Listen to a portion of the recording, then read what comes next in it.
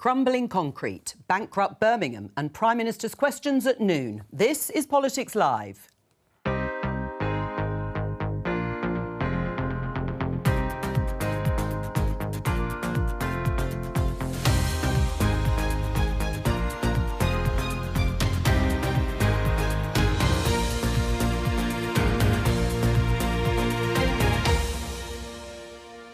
Joining me today, Conservative Deputy Chairman Matt Vickers, the newly appointed Shadow Culture Minister, Sir Chris Bryant, Professor of Economics and Innovation and Public Value at University College London, Mariana Mazzucato, and Emily Carver, columnist at Conservative Home. Today, crumbling concrete continues to dominate the start of term here at Westminster. Many people across the country are getting pretty weary of a government that's now been in power for 13 years, saying in answer to any question about their own failure, it's not our fault, we couldn't have done anything. It's a problem that's been known about for a long time, but when new evidence comes to light, I think it's absolutely right the government acts on that immediately, even at the risk of some inconvenience. Keir Starmer will take on Rishi Sunak in the first Prime Minister's questions of the autumn term. We'll bring you that live.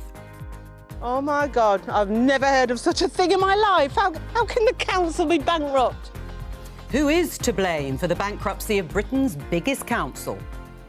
As soon as I get up in the morning, I'll go downstairs and I'll have a vape. My vape's like a shoulder I lean on. Is it time to ban disposable vapes? Today, we're introducing 3 revolutionary products of this class. The second is a revolutionary mobile phone. And it's transformed our lives, but was its invention as much to do with government as entrepreneurs?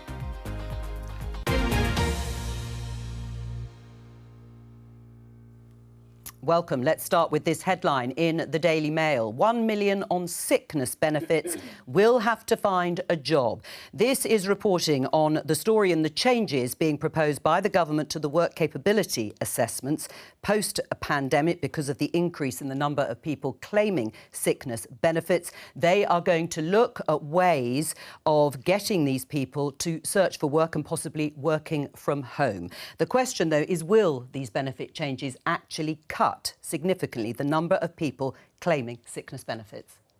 That is the plan. That is the plan. Will it work? We've seen what, 2.4 million people economically inactive, and we're letting them down actually by leaving people at home without giving them the support and opportunities they need to get into work and contribute to the economy, because actually having a job is not just about the wage packet that you take home. It has huge mental health benefits, it has huge physical health benefits. I think it's right that we're doing a consultation, an extensive consultation, to make sure we get it right. So that we can enable those people. 1 in 5 of them has already told us they want to go to work. They're interested if they can get the right support, if they can get the right type of job. The last time these categories of unemployment were assessed, it was a decade ago. The world of work has changed massively. We need to make sure that we don't leave anybody on the pile and give them all the opportunities that they might want to. Will it work, Chris? I doubt it, but I want it to work. Oh. Look, the vast majority of people I know who are on sickness benefits of a variety of different kinds do want to do some kind of work.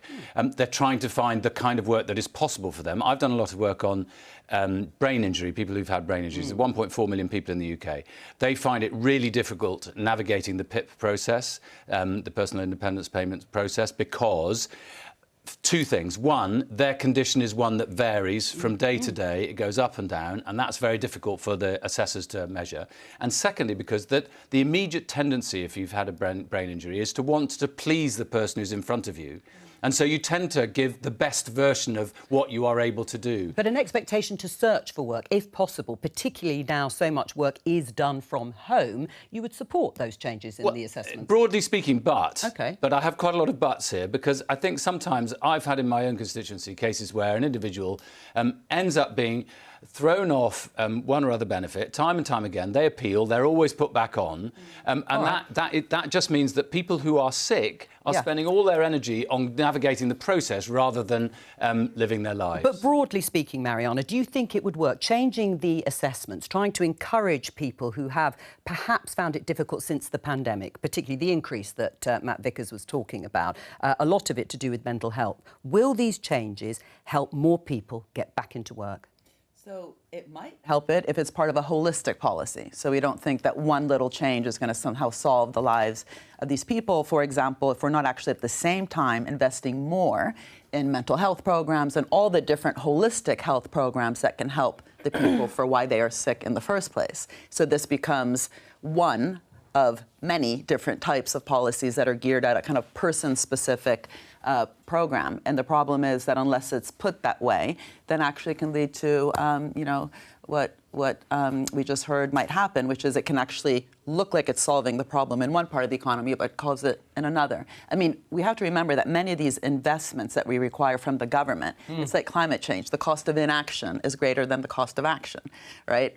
So if we actually think of all the different types of investments, including how to actually train people to go back into the workplace, but also making sure that the work received is actually good work with pensions, as opposed to the gig economy kind of work, of which a lot of that is being done at home. But we know that even though you're earning wages, your long-term income actually depends on the type of job and, again, the different types of benefits that are associated with it. What do you think? Can it work? Will it work? I think it can work. I think one thing that's missing from this conversation is how employers are going to react to this, because it's all well and good encouraging people to get back to work and finding new ways of flexible working that might fit their disabilities or their sickness, mental health, whatever it is. But also some employers are reticent to hire people who have disabilities or who might have mental health issues, and they may not want to give them flexible working. So I think it has to work with employers as well. I don't know what kind of incentives might be introduced for that. But yes, that's something to think about. Well, let's have a look at the take from the Telegraph. Same story, but they're looking at the timing. Back to work drive shelved until 2025.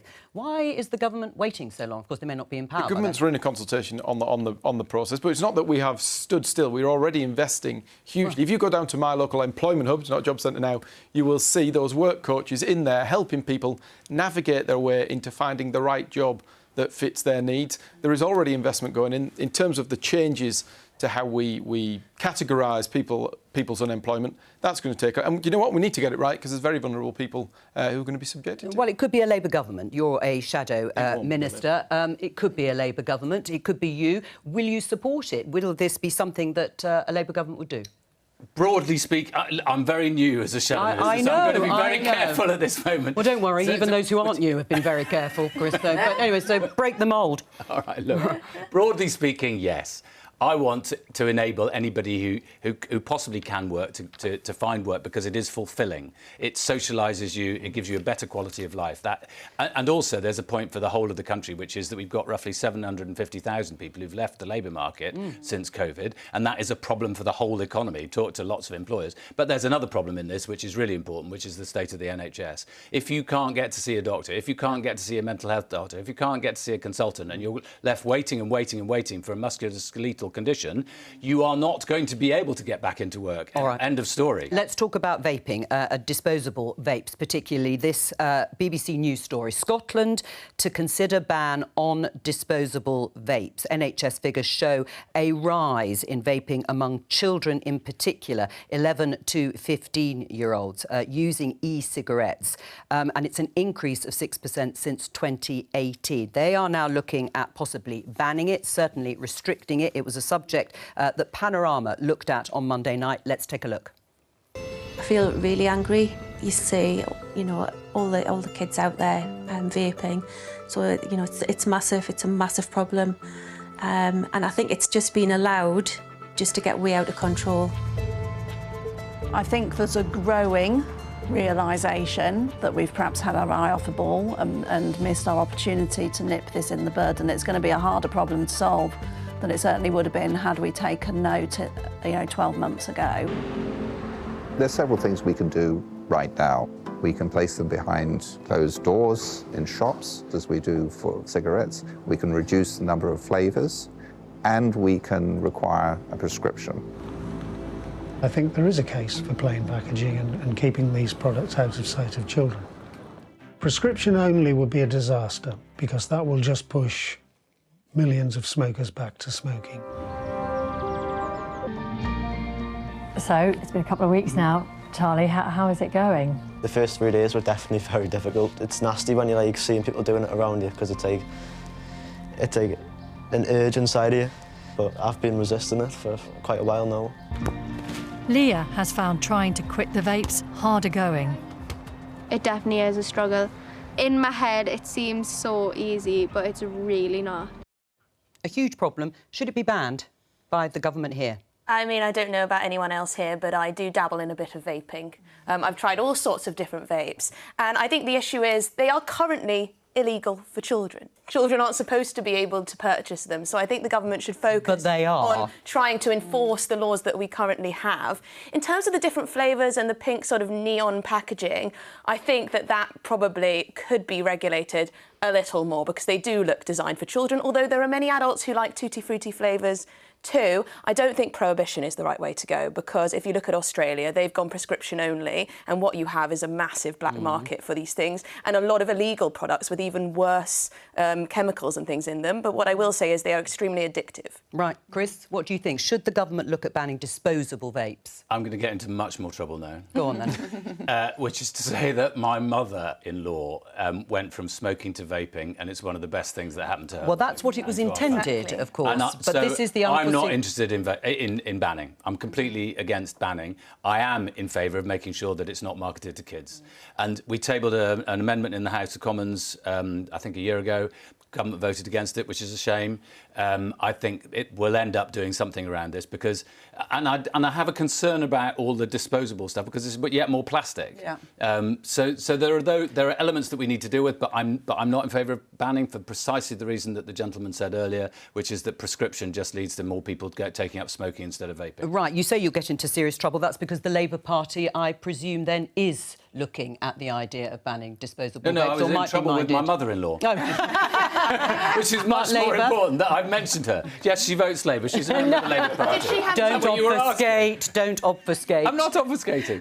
What do you think? I mean, when you look at the consequences for families and for children in particular, there is no doubt that whatever the rights and wrongs in terms of it being legal or not, children are smoking disposable vapes. Do you know what? Vapes had a huge place in helping people move away from cigarettes. We can't underestimate that. If you're a smoker. I think our major priority has to be stopping youngsters joining the smoking set. There's a debate around the health benefits in terms of vaping. Then we've got the whole discussion around heated tobacco and whether that's actually healthier than vaping. But I think what the government is doing is it's pumping money. We announced it a little while back into a team of illicit vape enforcement officers. We're making it easier for trading standards to take it up with traders. I think we do have to look about whether we should be regulating who can and can't sell them and licensing the ability to sell them to certain retailers. I think that's something we should look at. What you voted against. I don't know that it is, but I think that's what the vaping industry are asking for, I believe, licensed shops, because at the moment off licences are just selling them to kids, obviously, otherwise they wouldn't have their hands on them. Or people are going in there and buying them for kids, older kids buying them. I mean, the problem is that was the intention, to help smokers wean themselves off cigarettes and onto vapes. But the unintended consequence has been that children, young children, not fully formed in terms of their bodies, are smoking high levels of nicotine and are able to buy them in the flavours that Emily has been talking about. And they weren't previous smokers. And they weren't. They're going to vapes exactly. So does that make an argument for banning the disposable nature of vapes? Well, I think there's two different issues, which has already been raised, but just to repeat, I mean, we need smart regulation. Like, it shouldn't, as usual, become this ideological issue of, do we just allow it to go unfettered, unregulated, or banning? There's something in between, which is a smart regulation. But also, as was just raised by Chris, it's absolutely astonishing that even after Blue Planet, David Attenborough's amazing documentary, that last episode with all these baby dolphins choking on plastic, we somehow come up with this great new idea where people are throwing away disposable vapes in the millions across the world, and it ends up in our oceans. So again, holistic policy, which is looking at both health of people and planet and smart regulation, that should be what we're doing in the 21st century, and not this old ideological debate, prohibit or not. Slow off the mark on I think this. there's also a big education piece to be done, that we all understand that cigarettes stink, they're horrible and they're really bad for you, but we we incentivise the idea that you should move to vapes that are healthy. I still think in some public psyche, the consequences, the health consequences of vapes are not necessarily understood. And I think there's now a piece for us to do around changing the narrative on vapes, so people do know the consequences. And not when your making it kids look like pick them up, candy. you need to know what the consequences There's also a massive piece of research that still needs to be done because it's relatively new and we don't know what the dangers are. Right. And I've had doctors say to me, look, I think that in 15 years' time we will say, why on earth didn't we spot what we were really doing to people? So, yeah, you've got to keep this under review. As I say, the most important thing for me is we should be trying to prevent, as much as we possibly can, kids from taking up a vaping habit. And that is just regulation. When I say just, but regulation and licensing. Yes, and maybe looking at things that we do about advertising. They're already hooked by the looks of things. Well, a lot of them are. I mean, there are 35 countries at the moment that have regulations or bans on aspects of vaping. Does that point in a direction that this is something that will come possibly here too? Yeah, I think we are heading in that direction. It does seem more and more countries, similar to our own, are deciding to go in tough on this. But as I said before, I don't think it works with these kind of products. There is such an illegal market for them now in Australia, and children are still getting their hands on them. So I'm not really sure if prohibition works, especially when it is such a useful product. It is for smokers, but for others who are just I kind of wish it wasn't the final resting place of former smokers. But why not? If it's 95%, which is what people say, 95% less harmful. I mean, this is early evidence. Because you've still got the 5%, I suppose. But also in public spaces, some people seem to think it's perfectly acceptable for them to vape in public space. I mean, on tubes and trains and things like that, and it's not. So I think there's, as with many new things in our lives, we just have to the government has to keep a very careful, watchful eye. Yeah, but listening to what you're all saying, all very interesting, but are our children then being made sacrificial lambs on the altar of a policy that is designed usually for older people coming off smoking? Chris? I mean, that's a big, a great big metaphor slap bang in the middle of a fairly nuanced conversation. Yeah, well, yes, but I mean, is that the result of this? Well, no, because I think what we're trying to... everybody, I think, is saying the same thing. We're in violent agreement with one another, which is very irritating. It looks like candy, which it does. I mean, those pictures there look, colourful candy. It tastes like candy as well. Sorry? I know, and, so maybe we should be doing something about the... attractive. The variety of flavours that are available and what the mix of them is, because obviously some of them have higher nicotine content than others. And so we don't know how many of these young people who are vaping now would have been trying smoking. You're not. But the problem is vapes become an extension of your hand. Yeah, because when I was at school, the behind the bike shed was all about kids smoking cigarettes. So. And if they're doing vaping today, that is obviously better. But we talked about it, and as I say, it is an interesting debate, but why isn't more being done about it? If the levels of addiction that it looks like are spreading amongst young children, it's going to get worse. The priority is young children and stopping people joining that market people smoking. And there is enforcement being put in. Earlier this year, we announced that we were paying for this illicit enforcement team who are going down there, clamping down on people who sell this thing to young people. Well, it's millions of pounds. But we're also changing the loopholes around trading standards that allow people to sell the non-nicotine product to small children. But it's not just about children. Trading standards. It's not just about children, it's about addiction, right? So the whole opioid crisis should have woken us up to how companies can benefit massively from addictive substances. How, what have we learned? Not much. And also, the commercial instinct is not always in the public interest. The Sackler family, opioids, you could say the same for vaping. Whilst it has taken people off smoking, in many cases, they're pushing stuff. And I suspect that in many cases, trading standards now are so stretched. They have no chance of being able to deal with this properly. Local authorities' budgets, as we may come on to... Well, we will talk about that. Underage drinking is down, though. Yes. So, I think there's always going to be advice for young people, isn't there? All right, well, let's talk about another addiction, one that I'm addicted to, which is my iPhone. You're re-releasing your book, Mariana, The New Entrepreneurial State. It challenges the idea that the public sector and government can get in the way of promoting innovation. You think they're a help to innovation. You use the development of the iPhone as an example of this. Tell us why. Well, it's a help to innovation if the innovation policy is smart. So everything that makes our iPhone or any smartphone we have a smartphone and not a stupid phone is due to the technology inside it. So internet, GPS, touchscreen, Siri, just some examples, were all publicly financed. Now, that's a positive part of the story.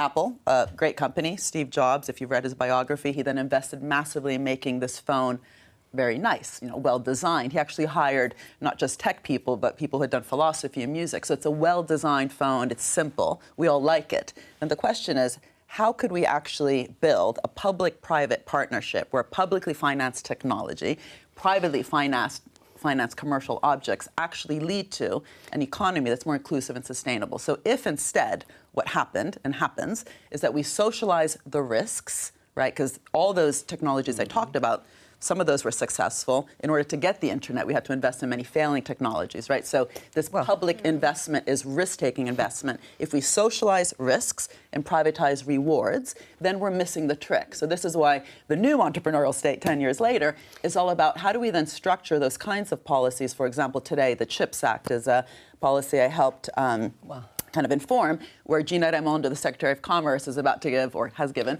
$400 billion to semiconductor companies. What should be the conditions, the contracts, so that partnership, because it's all about partnership, is a good partnership. And what she's put into that contract for semiconductor companies is those companies shouldn't then just be using the profits for share buybacks. They should pay workers their living wage, improve working conditions, and use green supply chains. Right. I mean, doesn't the government do that to a smaller extent in terms of the amounts of money that you're talking about, and perhaps not in the direct way you've outlined? I mean, obviously, there is the Department for Science, Technology and Innovation. There is money put aside for research and development. Isn't that a form of what you're talking about? Since I've moved to the UK, God, I need to remember how long that's been, about 22 years, the Department of Business and Industrial Strategy has changed its name about 4 different times.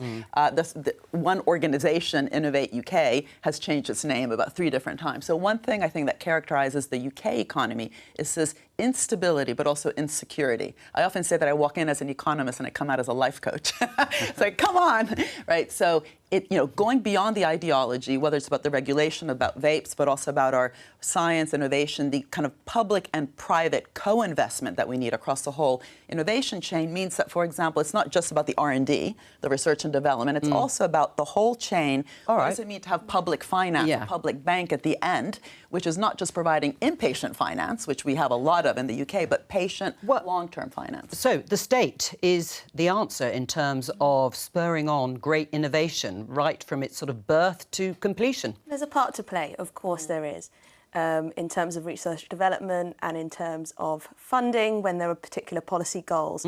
But I do worry about how these decisions are made. We know how many complaints there have been over government contracts in recent history. So who gets the contracts? Who gets the investment? Well, it'll be lobbying. It'll be those with, connections to those in government. And it will be those who potentially have the loudest voices. I don't think the government or bureaucrats or people in Whitehall are the best people to decide where we invest our money. I also don't want the taxpayer to be taking on loads of risk. Because, yes, there might be a reward, but more likely than not, they'll pick the wrong winner and we'll lose all of our money, like we've seen with various infrastructure projects, like we've seen with local councils trying to make investments in property and all of that development, end up losing so much money, and I don't think the taxpayer should take on that risk. Private sector's good for that, in my view. But it's a chicken and egg problem. My other recent book called The Big Con is all about the outsourcing that we've had from governments to consulting companies. Paying Deloitte $1 million a day to do test and trace was not very smart, I would agree. But that's really because we've stopped actually investing within our public administrations. Lord Agnew, conservative Lord Agnew, said during COVID, we are infantilizing, that's the subtitle of the book, infantilizing our government, when he saw just how much we had spent both during Brexit and COVID outsourcing that capacity. Remember during the London Olympics, G4S, right? We outsource the security, they don't deliver, we bring in the military. So it's a chicken and egg. We have to be investing within government capacity in order precisely for government to work well with business. But what we've seen in the last 50 years is a lack of investment within making our public sector more capable. Matt? So I'm obviously slightly more in agreement with Emily in that I think it is the role of entrepreneurs to take some of the risks, and they're the people who have the expertise, the knowledge and the drive, and they're going to pull things across the line. But it's the role of the government, the role of the state to create the environment in which these businesses can flourish, to enable them, to support them, and particularly in the advent of new technology. At the moment, we're seeing AI, we're seeing the government pumping huge amounts of money into ensuring that we are at the front of the queue, that our guys are the bestest and the brightest when it comes to AI and what comes next. And we're also seeing how, not only at state level, but on an international level, how we're going to create the right regulatory regime around AI to make sure that it's safe, But that's not what the sensible. history tells us. AI, nanotech, biotech, nuclear, internet. The government required to actually make those early stage investments. It was an investor first resort, not a lender of last resort. And that requires not market fixing, where you're always too little too late, but actively co-shaping and co-creating the market. Right, and the fact on that this that- country doesn't have the level and the type of public investment to do that, that's a problem. Well, Labour is promising to invest £28 billion a year, not immediately. They have watered it down or delayed it, however you want to describe it, in investment in green policies, fighting climate change.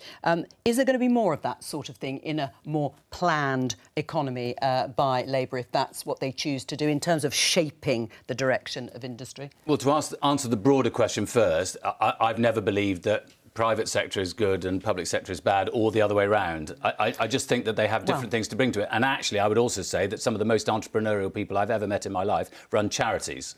So the third sector is an important player as well. My take is that government is there, in the main, to provide the environment in which business can flourish. Well, that's... So classic instance, but sometimes governments are reluctant to do it. Classic instance is, I think I'll get this right, is about mobile telephony. In the EU, they mandated standards very early on. In the US, they didn't. So in the US, if you had a Nokia phone, it couldn't speak to any other kind of phone other than a Nokia phone. Whereas in the EU, we developed, which is why a lot of the big names in mobile telephony are European ones. So doing it cleverly is really important, but you've also got to be, you can't be frightened of intervening when you need to do so.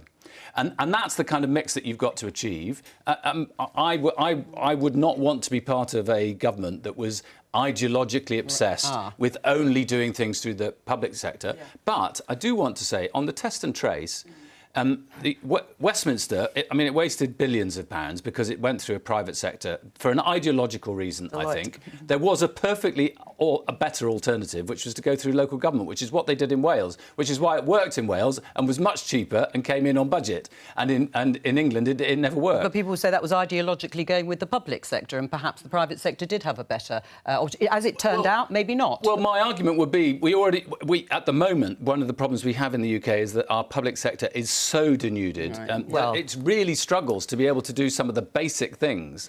But in this instance, in Wales, we managed to do test and trace much better because local governments... Nonsense. Sorry? You're trying to trace people and track them. I mean, in my view, it was Well, it worked well in my patch. Let's not stick on test and trace. Brings back memories. Not all of them good. Mariana, is Keir Starmer listening to you in terms of a more muscular state being involved in the sort of shaping of policy that you are talking about?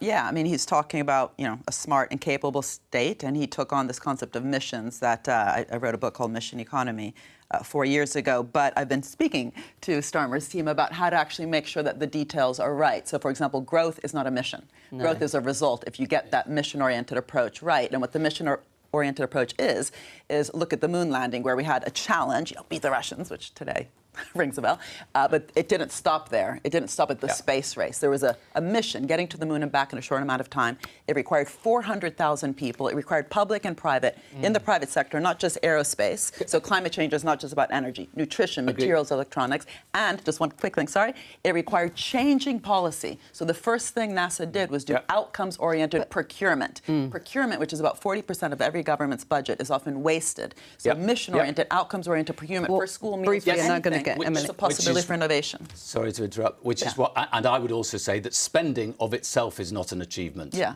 it is just spending. It's only if it actually delivers something. And I'm sick and tired of ministers coming on and say, well, we spent X million pounds. We just had it earlier. We spent X million pounds on this vaping, illegal vaping team.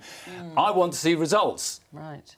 Is that why every minister, shadow minister, I should say, is saying, we're not going to talk about spending, we're not going to commit to any spending, even on the public services that you say have been so diminished? Well, it would be utterly irresponsible. Today misses the point. Today is a year's anniversary of when a British Prime Minister broke the economy by basically making uncosted, unfunded spending commitments and tax cuts at the same time. We are not going to fall into that trap. Would you like to defend Liz Truss? We could do the history. could start going back to 2010 and we could talk about the deficit. Well, let's just talk about recent history. On Liz Truss, what do you say in response to Chris? On Liz Truss, I think we are where we are. I think. What does that mean?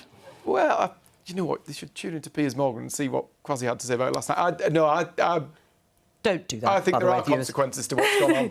People are paying for it. Well, hang on. Let him respond. I think the government's got an agenda. We've got the priorities. We know what we're doing. We're going to tackle that inflation, start putting more money in people's pockets. That's the way forwards. What worries you so much, Emily? You did talk about the ideology behind it. Who would make these decisions? Would it just be a case of more nepotism, potentially, to cronies, which is and has happened under successive governments? How could you ward against that?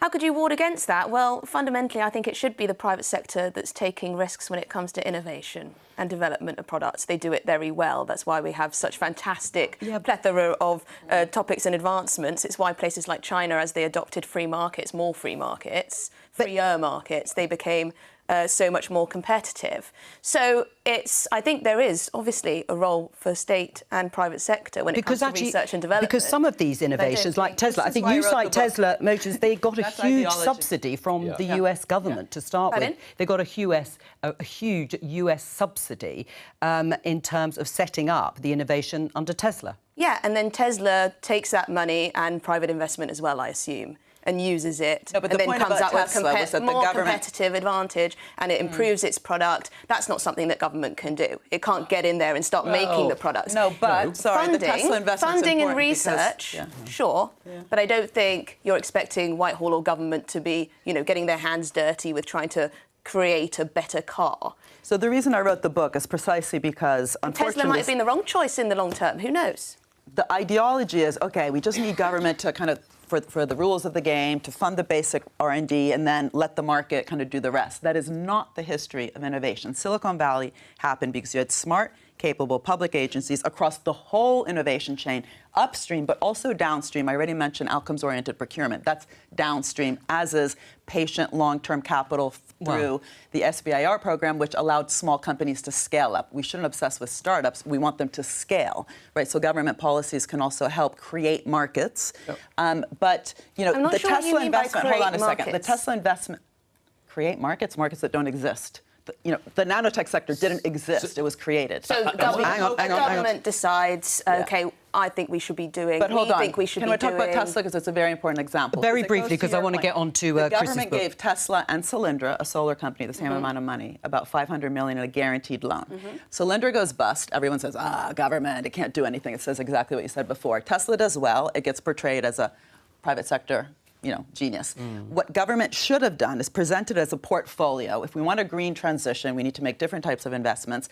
And to socialize risks and rewards, they shouldn't do what they did, which was to pick up the bill for the $500 million loss in Solyndra, but also get potentially a share of the success of Tesla. All right. Hold on. They thought about it, but they thought about it in reverse. They said if Tesla doesn't pay back the loan, Obama said, we're going to get 3 million shares in Tesla. Why would you want 3 million shares in a crappy company that doesn't pay back the loan? Had they said the opposite, we'll have temporary shares, 3 million, if you do well, which they did. All right, let Emily respond, but then we are moving on. Solyndra loss. I mean, so that's smart government policy. In strategic it's industries, public venture capital. In strategic industries, for example, it is right that the government is involved in terms of that process. So a green transition but is I'm not strategic? Pardon?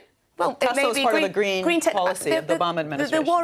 The worry is that the government chooses the wrong technologies, picks the wrong winners, and it ends up costing us huge amounts of money for no gain. But you're not looking at the history. If you go down a rabbit hole, we're not talking about Silicon Valley. You're looking at a portfolio. Yeah, but you need the same approach for the green. OK, Mariana, we're going to leave it. We're going to leave it there because I am going to move on to Chris's book. We're just going to go into the chamber. I can see the minister there, Steve Baker, at the dispatch box. We've got just over 10 minutes until Prime Minister's questions, the first of the new term. I wonder what Keir Starmer will be asking Rishi Sunak about. Parliament, you've written about it, how it is not meeting the high standards and expectations that it should. It needs fixing. Why? Well, if you ask voters, and lots of people have in recent years, their views on Parliament are worse than they ever have been, and by a country mile. And I understand a country mile means as far as you can see into the distance before you get to the horizon. And I think there are reasons for that. In this Parliament, one of the questions I ask in Code of Conduct is why is this the worst Parliament in our history? Because in fact, it's already out of date, because when I wrote it, I think I said that there were 21 MPs who'd been suspended or had left Parliament for, under a cloud of some kind or other for a day or more during the Parliament. I think it's now at 23. It depends exactly what happens to Chris. It's certainly the it's certainly the highest. Which is the highest in our history by a very, very long way. It is, but isn't that to do with more scrutiny? Isn't that to do with better standards, higher expectations, and so that behaviour is not going to be tolerated? Well, some of it is a good thing, because when I was first elected in 2001, sexual harassment of staff, and you know, it was a regular thing that older male MPs would slap a woman's bottom, hug them, and so on, and that was all meant to be swept under the carpet. Well, and we don't do that now, which is absolutely right. I'm delighted about that. We've still got further to go on that. Absolutely, Matt. Do you agree?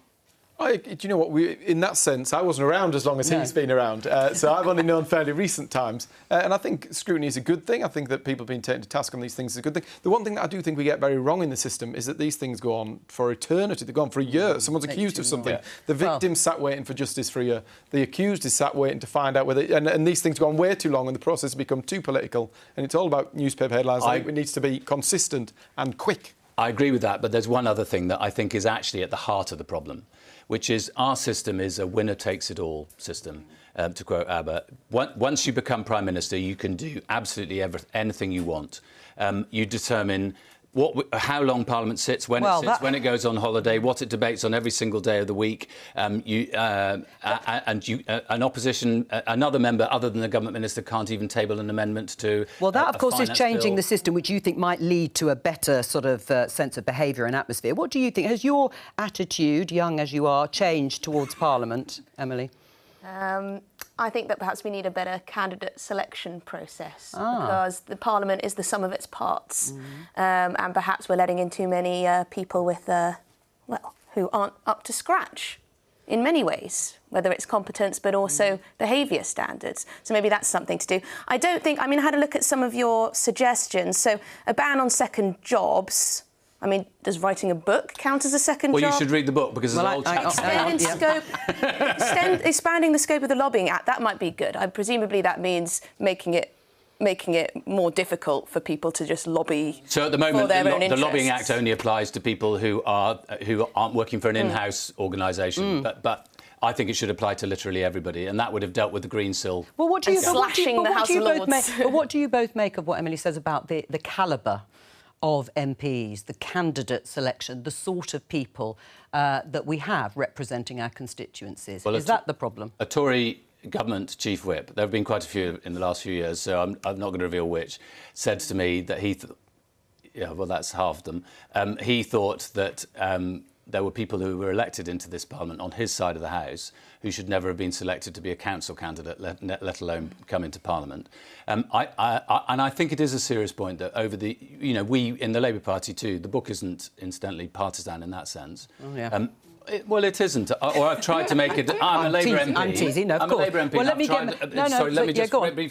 So, for instance, Jared O'Mara should never have been a Labour candidate. And you're absolutely right. He was a Labour MP in Sheffield. And actually, I'm proud that one of the things Keir Starmer is doing at the moment is being... I mean, some have said it's... brutal. But I think it's important because Parliament is in such disrepute at the moment. What do you think? Do you agree, candidate selection? I think we've seen horrendous examples of people who've got into Parliament who should never have been there. I think there is some questions to be answered about how they got there and what those processes were. But you know what? I think sometimes now, because of modern... Well, an MP is probably one of the most scrutinised people in the country, in that everything you do, everything you've ever tweeted will be seen. Well, exactly. We have a free press and we have democracy, so we can vote out people and we can find out about their sleaze. It's not just about MPs, though, it's about relatively politics, free right? press. We've only got a few minutes to midday for Prime Minister's questions. The list of schools affected, closed or partially closed because of what they call RAC, this type of crumbly, aerated concrete, has been published. The Education Secretary Gillian Keegan said it would be published by the end of this week. Well, it is out there. We will get you the latest on it as soon as we have it. We're going to talk to a head teacher after Prime Minister's questions, who will be putting questions about the situation in their school. They have been directly impacted by this crisis, and it is a crisis, isn't it, Matt? Do you know what? This was an accepted building practice at the time. In the 60s, we were throwing up buildings with this stuff. It's turned out that it's a massive problem. And we put in place measures over many years, put in measures to assess it, to make sure it was safe. In August, there was an incident that proved something that wouldn't have been assessed as critical, was critical and was a huge problem. So I think it's right, actually, that Gillian's gone out there, moved as fast as possible. And you know what? We are being one of the most cautious approaches in the world, in that we're ripping this stuff out and sorting it out quickly. In Scotland, it's apparently going to take months before they handle some of this. I think it's right that we're moving fast. Is it causing a bit of alarm panic? Yes, it's a very small minority of schools, but we need to do this and we need to do it quick. The evidence changed in August and we're reacting to it as quickly as possible. I mean, the safety first approach is the right one, isn't it, Chris? Yes, but the safety first approach could have applied 6 years ago when they were very clearly warned about it. It could have applied earlier on this year when there were instances where there were manifest problems. So it's just preposterous that we've got to the day before term starts and suddenly schools are being told that they can't go into schools. And they're not ripping it out. There's no guarantee that there's going to be any new money. Most local educational authorities Jeremy and Hunt schools... said he would do whatever Yes, it but he takes. hasn't. He said that there'll be a single penny of new money, and that's what these schools are going to be needing. Well, isn't that the problem? It does need new money. And it's a perfect metaphor for the state of the government. I think the reality is the response was to evidence that came to be in August. We've had a regime in place that assessed how much risk was there. Clearly it failed, and what the professionals and the experts told us was safe. A piece that was not assessed as critical became critical. We know, therefore, it's a moving sands, and we've got to get on with it. We've been in charge of this country for 13 years. This burden will not be felt by 13 schools, years. will not be felt by local authorities. It is coming from the government in capital funding so that schools can do whatever they need as quickly as they need to do it to get those youngsters back into school. But, Matt, you can't get away from the fact we have evidence that there were warnings since 2018, clear warnings. I take your point about a change, perhaps, in the level of regulation or how they regulated or looked at risk, but there have been warnings from within the Department of Education and from people who know about these sorts of things, and nothing was done. Chris isn't a construction expert. I'm not a construction expert. Gillian Keegan is not a construction expert. So what we do is we deal with the experts who put in place a regime that said these things are critical and need to go. These things are managed risks that you can mitigate and support. But look, in August, something that wasn't critical proved to be critical. I'm sorry, the first thing you did when you came into power in 2010 was you scrapped most of our building schools programme. And then when Rishi Sunak was asked, when he was Chancellor of the Exchequer, was asked for enough funding for 200 schools. Will Labour, will you commit to reinstating or restarting a Building Schools for the Future programme? You really think that on my first outing as a shadow minister, I'm going to commit the Labour Party to a vast spending Well, why not? You've just criticised them for scrapping it. Because they're the people who are in charge of the government and of the country at the moment. They've been in charge for 13 years because I have not seen the figures. I'm not going to do what Liz Truss did a year ago. As I said earlier, it is utterly irresponsible of any politician to come on and suddenly say, yes, I'm going to write a cheque for an undisclosed amount. I mean, Labour have cut all of their spending pledges, basically, so This probably not. Liz Truss did not get in trouble because she was going to do too much public investment. She got in trouble because she had the most unsensible tax policy that was going to increase the government deficit. We have to talk about what is the source of a deficit. If that short-term deficit is because we're building public schools, we're building green public schools, we're building schools that have good materials, not like Grenfell. Again, I mean, we haven't even mentioned Grenfell, but that should have been the biggest Mariana, would you ever, like to see Keir Starmer and shadow ministers commit then to the good sort of investment you talk about? Before, Chris, because it's not about just money, helicopter money. It's how do we actually make sure that public investment is capable, it's smart, but it's building long-term capacity, long-term growth, long-term infrastructure, which is good. All right, that's what the government should be focusing on. That's what the government should be focusing on, building schools that last. Yeah, building schools that last. I mean, that is the point, long-term investment. The Building Schools for the Future programme is a mischaracterisation. It only related to secondary schools. There are millions of different schemes that governments put out, and in school funding there are several different ones. In my part of the world, we've got 57.5 million. The Department for Education's capital budget went up by 25% under Rishi Sunak as the Chancellor, completely mischaracterising to say that one scheme was reduced. That is simply not the case. In my part of the world, £57.5 million going into local schools, building new teaching blocks, putting in new school halls. Brilliant investment and unprecedented. And it's not attached to PFI that costs my local hospital £1 million a week. Classic trick here. of saying that the money's gone up without mentioning the inflation that went up at the same time. In terms of inflation... Absolutely, yes. So my point is, Rishi Sunak was also asked by the Department for Education, as we know from the Permanent Secretary the other day, for enough money to be able to do up 200 schools, and they ended up doing 50. And in fact, only 4 have been done. There's a difference between rebuilding a school and investing in a school that might build a new teaching block that might invest in... Oh, yes, no, because we know what you mean by a new hospital. When you say 40 new hospitals, you don't actually mean 40 new hospitals. You mean a wing in a new hospital, and you're not... Let me just ask... not by PFI. I mean, Chris, what is this? Never. How damaging is this as the start of term, as a metaphor, I think Chris said, in terms of the state of the country? Well, it certainly feeds into the narrative that Britain isn't working. I think that's pretty clear, and that, you know, our public services aren't functioning as they should be. I mean, it's a gift to Labour. I mean, their marketing tools, the advertising on social media has been killer. And Conservatives are putting out, you know, things that look like, you know, I could do them on my graphics. So I think they're giving a lot of ammunition to the Labour Party at the moment, the Conservatives are. Let's just put it that way. Do you think Gillian Keegan's been too cautious in terms of her response? What, in terms... I mean... She came out fighting a little bit. I mean, it's pretty clear that she doesn't think that it's her fault, and I think that's fair to say that it isn't, because she's only been in the job for, But I mean 10, too 11 cautious months. in terms of closing or ordering these schools to be closed or partially closed. I don't know. I'm not an engineer. Fair enough. Well, a very senior Tory came out of the chamber after listening to Gillian Keegan supposedly defending the government position the other day and said to me, we've lost the next election because of this and because of her. I don't think it's because of this. No, I think it's a long list, but it's just one of many. What do you think? Do I think she's been too cautious? I think if she was... No. She's been more cautious than most of the other people in the world who are dealing with this issue. Yeah. I think it's the right thing to do, to put safety first for youngsters. Despite the political fallout, it's the right thing to do. We need to get on with it. Let's go in. We are all incredibly proud of them. Mr. Speaker, I also know the whole House will want to join me in sending condolences to the family, friends and colleagues of Sergeant Graham Saville. It is a testament to his bravery that he died in the line of duty, and a terrible reminder of the work the police do every day to keep us safe. Mr. Speaker, this morning I had meetings with ministerial colleagues and others. In addition to my duties in this House, I shall have further such meetings later today. Louis French. Thank you, Mr. Speaker. The Labour Party used to claim that it represents working-class people.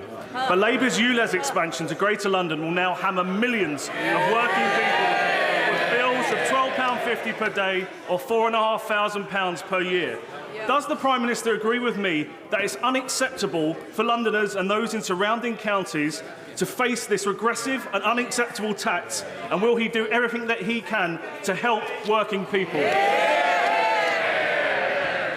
Well, Mr. Speaker, I agree with my honourable friend. It is disappointing that last week the Labour leader allowed the Labour mayor to introduce ULEZ, charging hard-working people £12.50 every time they start their car, adding to their burden of the cost of living. All I can say, Mr. Speaker, is while we focus on helping hard-working families, all he does is punish them. We now come to Leader of the Opposition, Keir Starmer. Thank you, Mr. Speaker. Can I join the Prime Minister in congratulating the Lionesses and his comments about Sergeant Saville? I think we all speak for the whole House when we speak on that subject. I'd also like to extend the warmest welcome to our new Labour member for Selby and Ainsty. He's already made history for the Labour Party by overturning the largest Tory majority ever in a by-election. And I'd also welcome the honourable members for Uxbridge and South Ruislip, Somerton and Frome. Mr. Speaker, the roof of Singlewell Primary School in Gravesend collapsed in May 2018. Thankfully, it happened at the weekend and no children were injured. The concrete ceiling was deemed dangerous and liable to collapse, and everyone knew the problem existed in other schools. Yet the Prime Minister decided to halve the budget for school maintenance just a couple of years later. Does he agree with his Education Secretary that he should be thanked for doing a good job?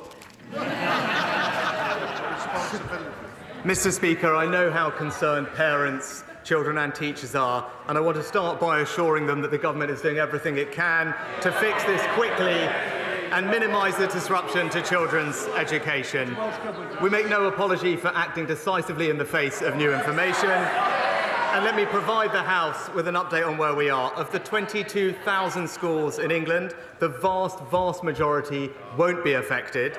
In fact, in 2/3 of inspections of suspected schools, RAC is not actually present.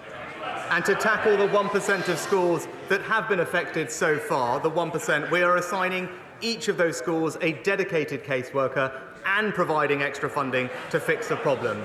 In the majority of cases, children will attend school as normal, and the mitigations take typically just days or weeks to complete. We will do everything we can to help parents, support teachers, and get children back to normal school life as quickly as possible. Keir Starmer.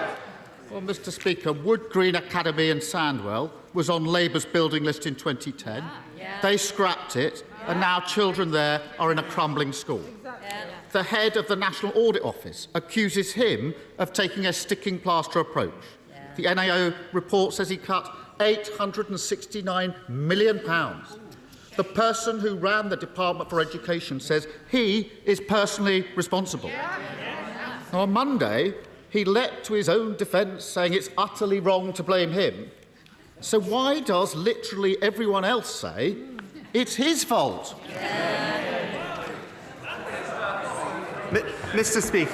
Speaker, the professional advice from the technical experts on RAC has evolved over time, and indeed it is something that successive governments have dealt with, dating back to 1994, Mr. Speaker. Now, as new advice has come forward, the government has rightly, decisively and swiftly acted in the face of that advice. But he talked about school budgets and talked about what I had done, but let me just walk him through the facts of actually what that spending review did, because he brought it up.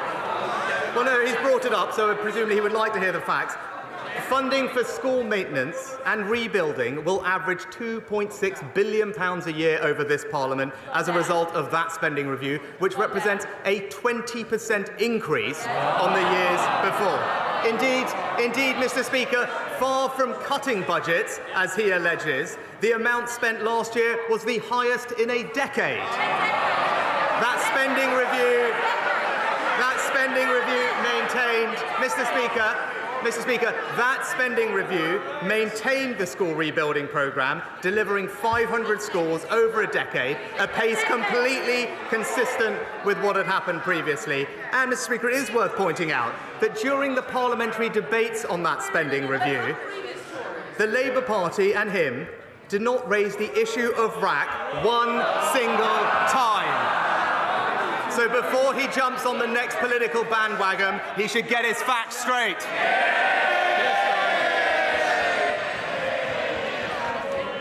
Mr. Speaker, Carmel College in Darlington was on the Labour's building list in 2010.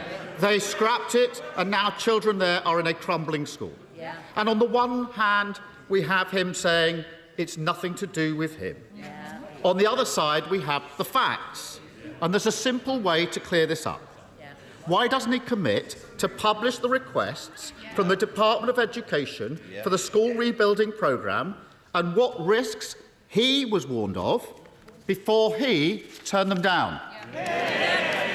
Mr. Speaker, the honourable gentleman has now brought up twice the Labour school rebuildings programme. He's now brought it up twice. So let's just look at that and look at the facts surrounding that, because we do know the truth about that programme, Mr. Speaker, because the NAO, as he's called on, actually reviewed that programme later on. What did they find? They found that Labour's school rebuilding programme actually excluded 80% of schools. Next, what did they find? That it was a third more expensive than it needed to be, needlessly wasting resources that have gone to schools. And Mr. Speaker, this is the worst bit. The worst bit is that programme, because now he's talking about the physical condition of schools, that programme only allocated funds solely on the basis of ideology, with no regard whatsoever to the physical condition of schools, Mr. Speaker. That's why the independent James Review described that programme as time-consuming and expensive, just like the Labour Party. I won't. We don't want to start off with somebody leaving so early, because that's what's going to happen. Keir Starmer. Well, Mr. Speaker, they want more, so let me continue. Ferryhill School in County Durham was on Labour's building list in 2010. They scrapped it, and now children there are in a crumbling school. The truth is, this crisis is the inevitable result of 13 years of cutting corners, botched jobs, sticking plaster politics. It's the sort of thing you expect from cowboy builders, saying that everyone else is wrong, everyone else is to blame, protesting they've done an effing good job, even as the ceiling falls in. The difference, Mr. Speaker, is that in this case, the cowboys are running the country. Isn't he ashamed that after 13 years of Tory government, children are cowering under steel supports, stopping their classroom roof falling in?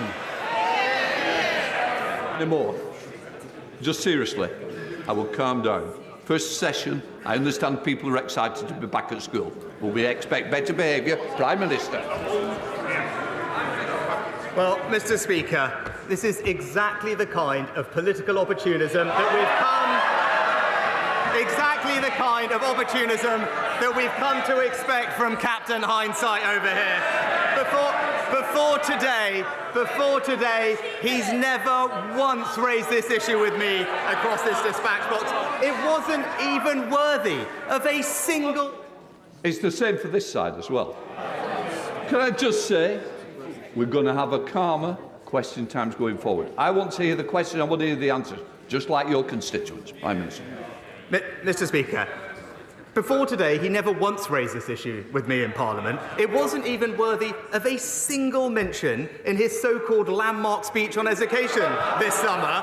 And if we'd listened to him, our kids would have been off school and locked down for longer. It's as simple as that. He talks about 13 years. Well, let's see what happened. When we came into office, 2/3 of schools were good and outstanding. Now it's 90%, Mr. Speaker. We introduced the pupil premium to get more funding to the most disadvantaged pupils, Mr. Speaker. Today, they are 75% more likely to go to university. And as a result of our reforms, we now have the best readers in the Western world, Mr. Speaker. That's what 13 years of education reform gets you, all of which opposed by the party opposite. Well, it claims to be a man of detail. There are 100 parliamentary questions from this side on this issue and an Opposition Day motion. But, Mr. Speaker, let us continue. Holy Family Catholic School in Bradford was on the Labour building list in 2010.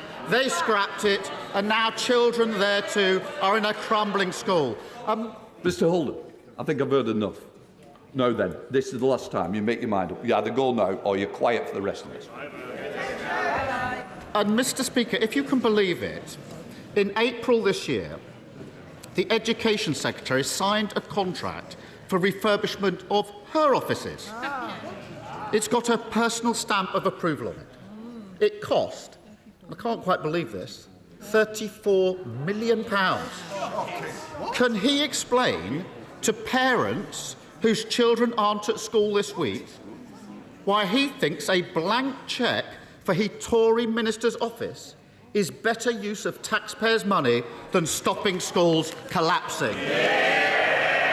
Well, Mr. Speaker, what I'd say to parents is, in the receipt of new information, we have acted decisively to ensure the safety of children and minimise disruption to education, as we have laid out and communicated extensively. That is the right thing to do. And I would also gently point out to him, Mr. Speaker, whilst the Department for Education started this process 18 months ago in spring of last year, as far as I can tell, in Labour-run Wales, they still don't know which schools are affected, Mr. Speaker. But again, he brought up this issue of funding, Mr. Speaker. And again, let's look back to what happened in that spending review. Because in that spending review, I increased the Department for Education's capital budget by 25% to a record £7 billion, Mr. Speaker. It tripled the amount that we spend on children with special education needs and disabilities.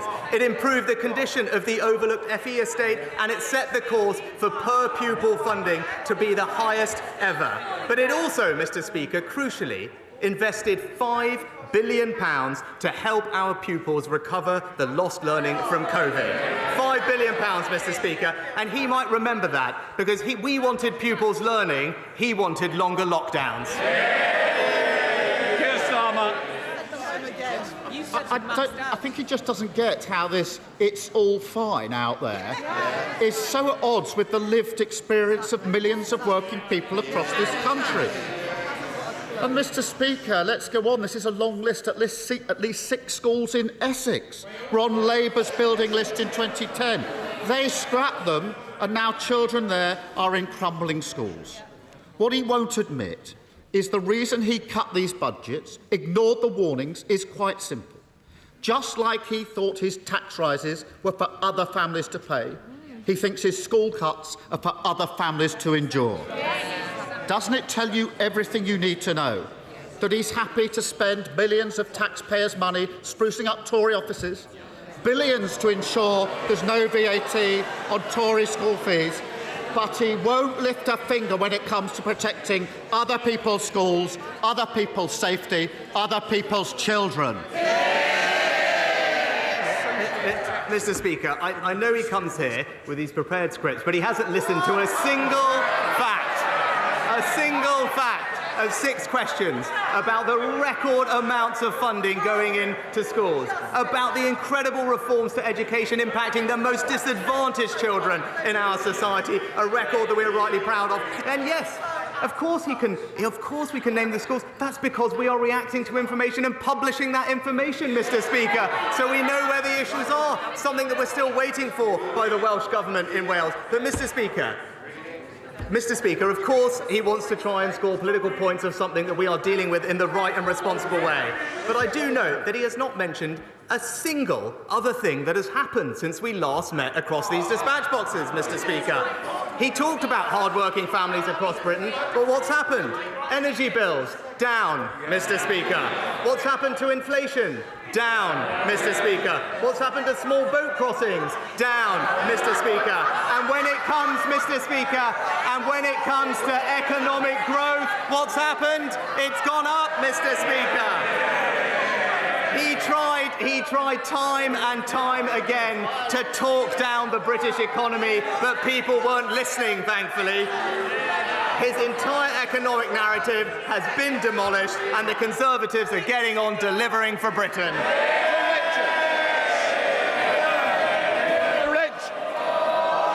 There will be more. Nicola Richards. Against a backdrop of improving economic news, inflation falling, energy bills coming down, growth up, people in the West Midlands are disappointed to see that Labour-run Birmingham City Council has gone bankrupt.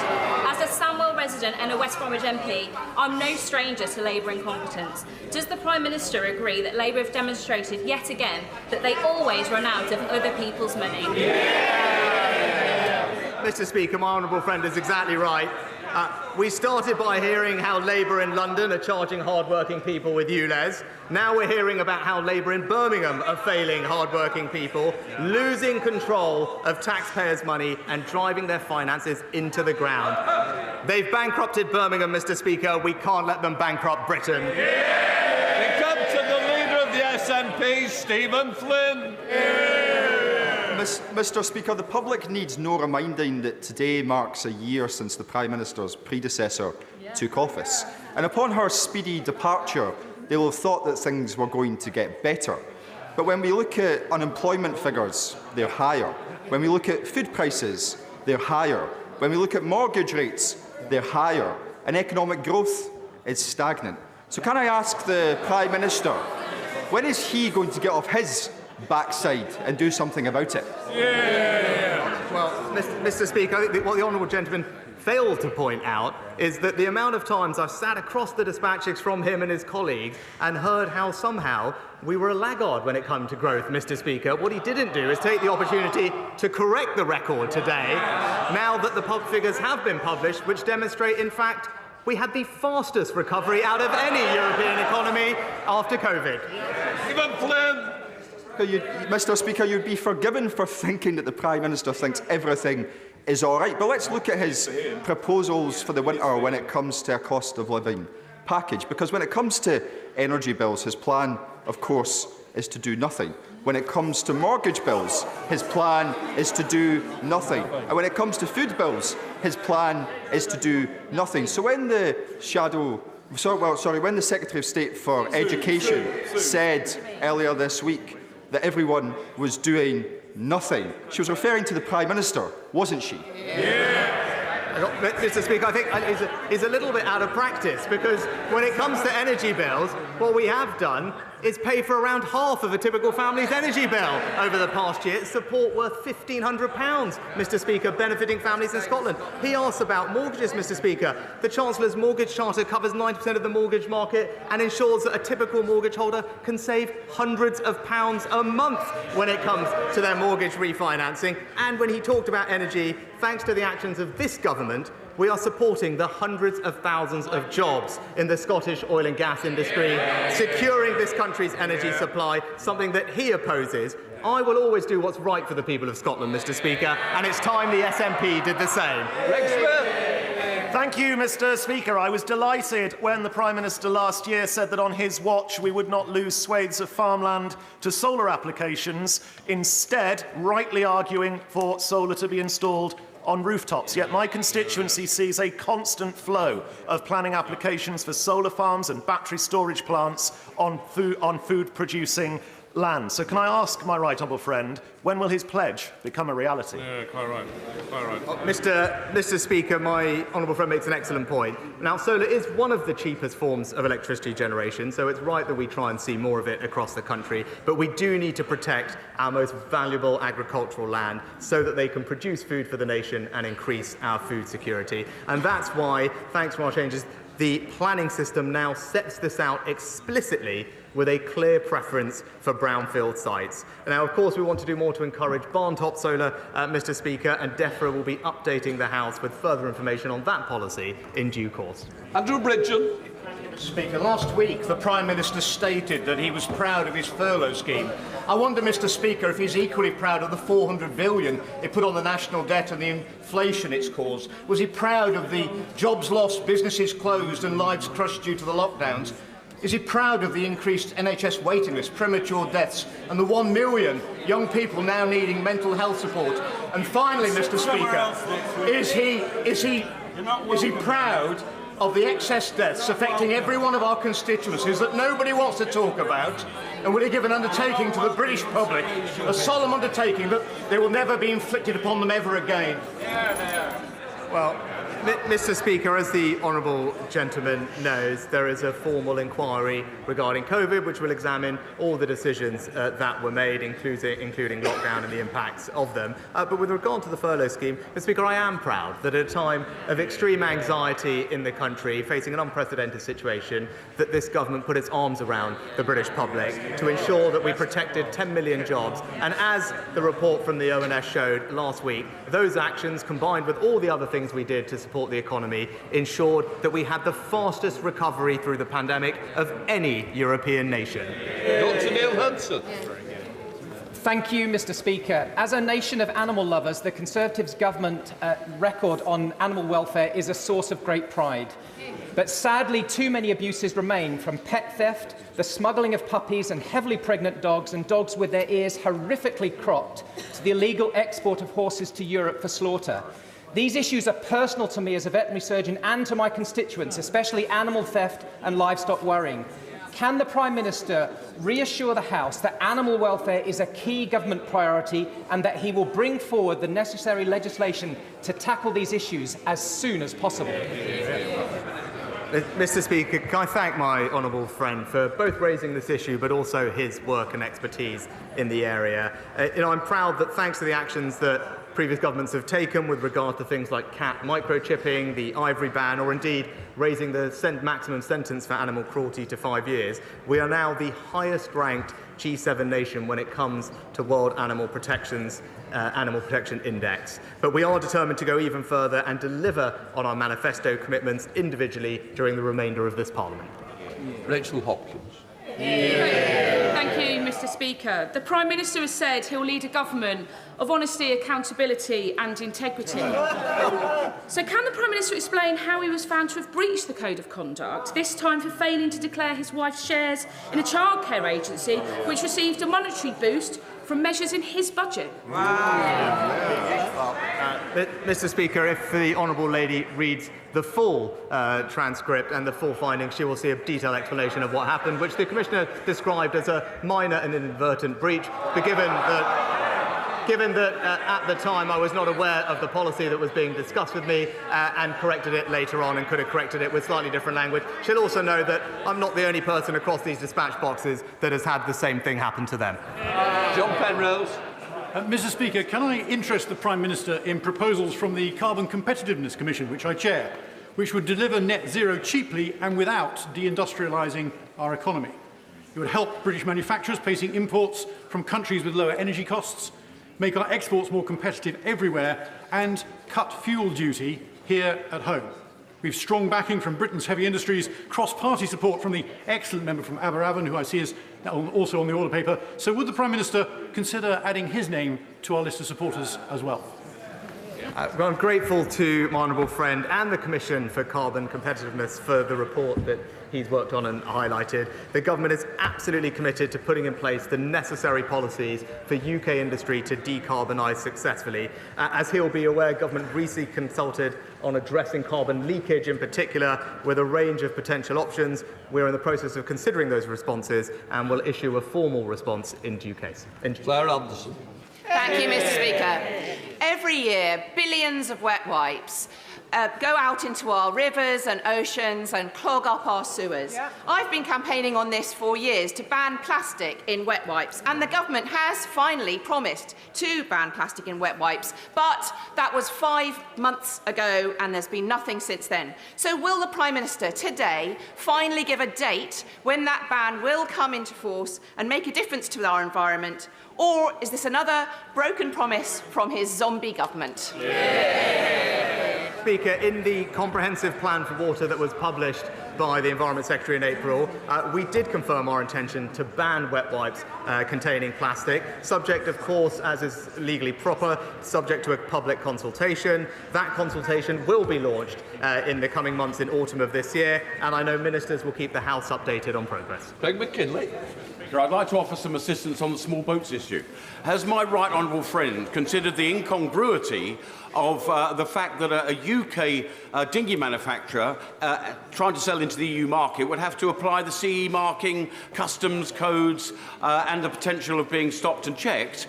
And similar applies, perversely, when a simple thing like GB to NI trade. But none of this applies, seemingly, when these huge, supersized, dangerous, cut-and-shut dinghies are taken in from Turkey across the EU border into Bulgaria and Greece. Is he as confused as I am by the EU's double standards on this matter?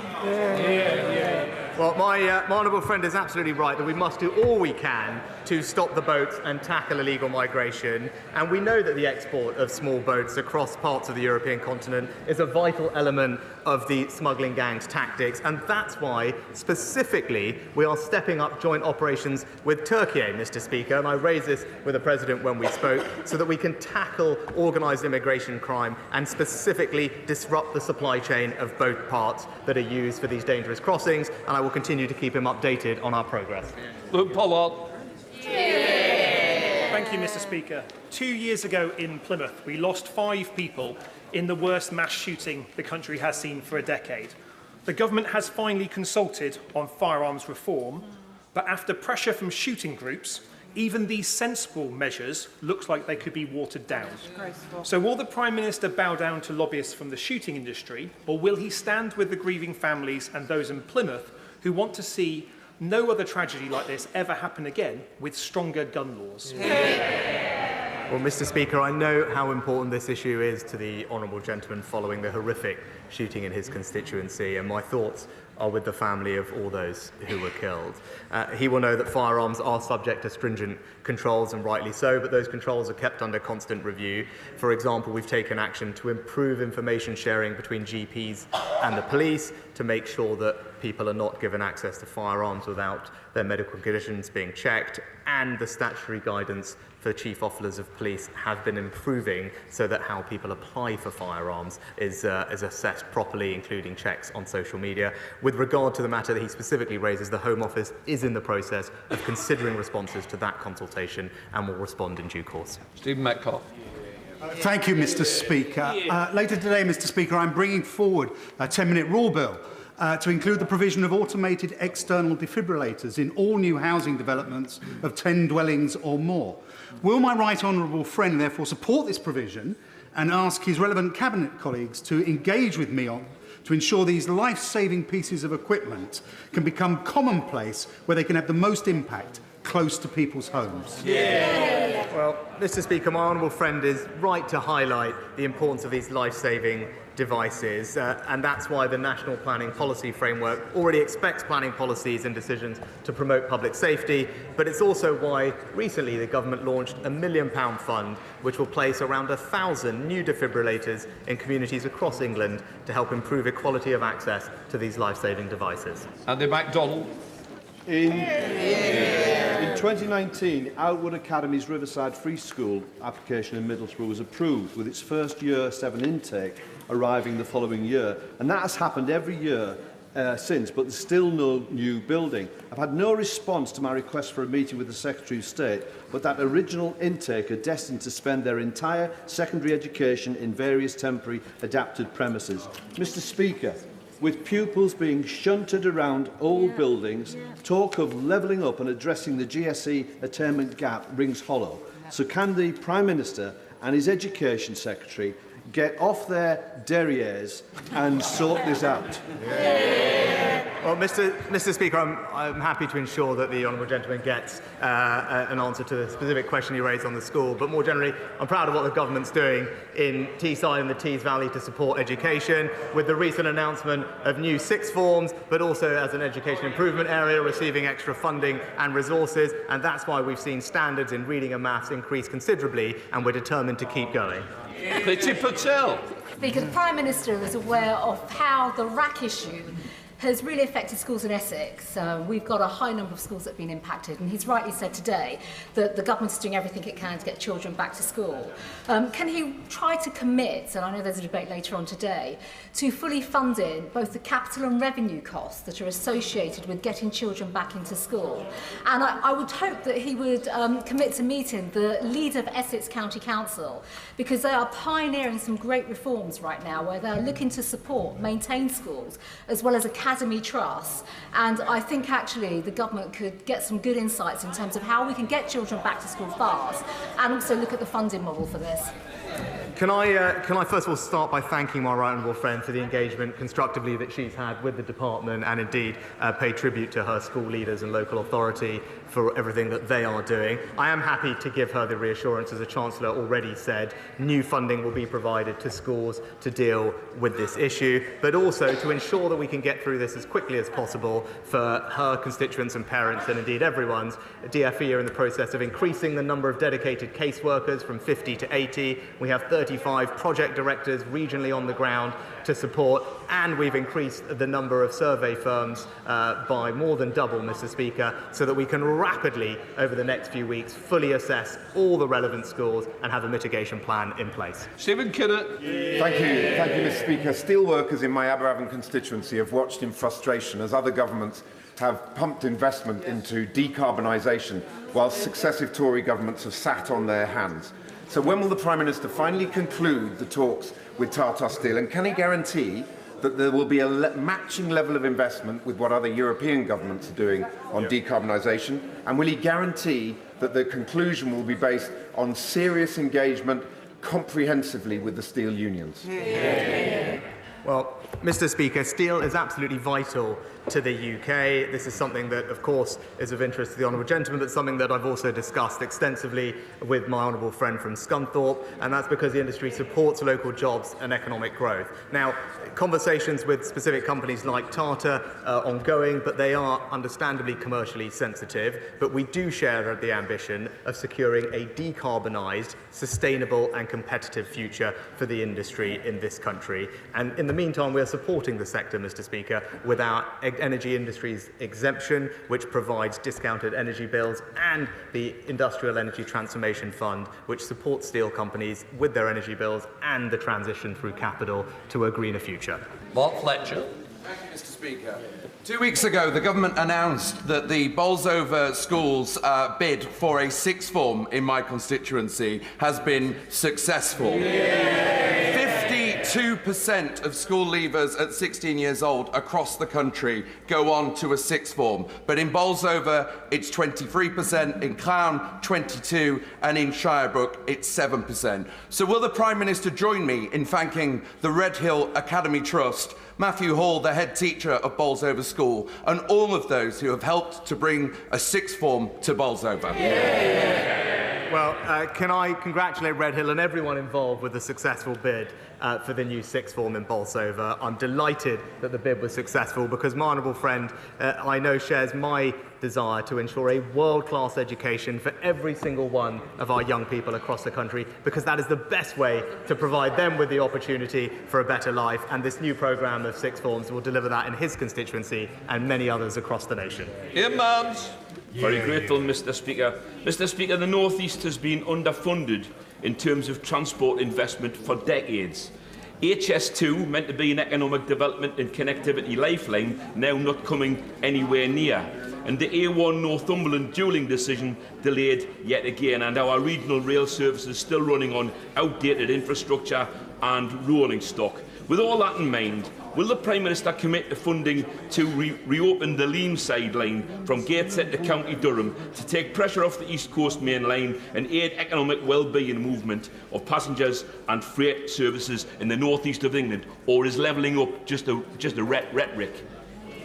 Mr. Speaker, what I would say to the honourable gentleman, obviously it wouldn't be right for me to comment on specific projects, but to give him a sense of our commitment, what I can tell him is that in real terms, since 2010, we have spent over a third more in central capital investment in northern transport every single year since 2010 compared to Labour's last 6 years in government, Mr. Speaker. That's what we're doing for northern transportation, and specifically when it comes to reopening and restoring railway lines, where was the first one we did? From Ashington to Blythe. We're going to leave Prime Minister's questions there. We'll bring you anything important that develops later on in the programme. Let me introduce our guest for this part of Politics Live. For the government, Kevin Hollinrake, Business Minister for Labour, the Shadow Business Secretary and Trade, Jonathan Reynolds, and, of course, Nick Eardley, the BBC's political correspondent. Nick, this was not the start Rishi Sunak, the Prime Minister, would have hoped for, as this issue, this crisis over crumbling schools has unfolded. The list has been published. The Education Secretary said she was going to publish it by the end of the week. We have it here. The Department for Education has listed them all. What have we learnt from this list? It's long. It's 147 in total. 19 schools have had to delay the start of their terms because of this issue. And I think we found 4 schools or colleges that have had to switch completely to remote learning because of RAC. And you're absolutely right, Joe. That was a tough session for Rishi Sunak. He did not want to be talking about this. And the reason it's tough is we've sat here on a Wednesday afternoon a lot and talked about problems for the Prime Minister, quite often problems from previous administrations, previous Conservative administrations, but previous administrations. I suppose there's a bit of that with this, but the problem the Prime Minister has is it's his decision-making. It's personal. He was Chancellor. Absolutely.